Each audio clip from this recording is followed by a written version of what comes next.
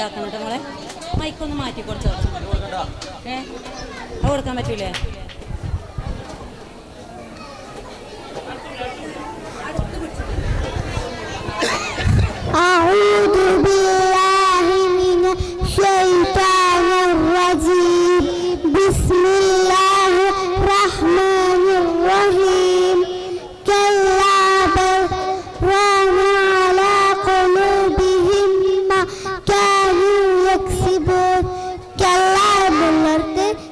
ചിഹ്നമാണ്, അതിനെ കൂട്ടിലയിപ്പിക്കലാണ്.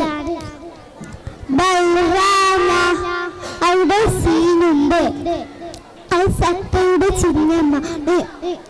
അവിടെ രണ്ട് ഹർക്കത്ത് ശ്വാസം നിർത്താതെ ഓടണം.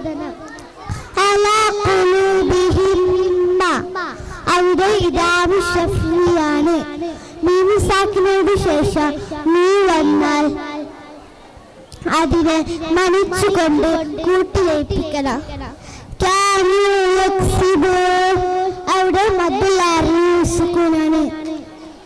വഖഫിന് വേണ്ടി തൽക്കാലം സുക്കൂൻ ചെയ്യുകയും തൊട്ടു മുമ്പ് മദ്ദക്ഷരം എഴുതുകയും ചെയ്താൽ അതിനെ 6 ഹർക്കത്ത് നീട്ടണം. Thank you, Aisha Yara. Next I invite Shazam onto the